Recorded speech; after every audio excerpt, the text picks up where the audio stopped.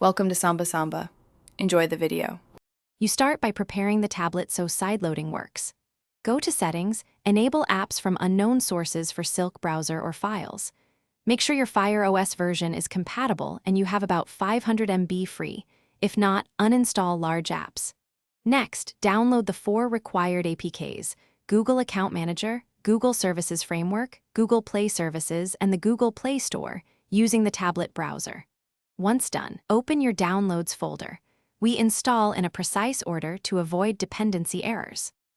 You install the APKs in the exact sequence so Android services initialize correctly.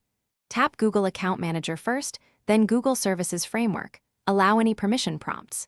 Next, install Google Play Services. It's large and may show compatibility warnings, but proceed if versions match your Fire OS. Finally, install the Google Play Store APK. Make sure to tap Install for each and watch for failure messages.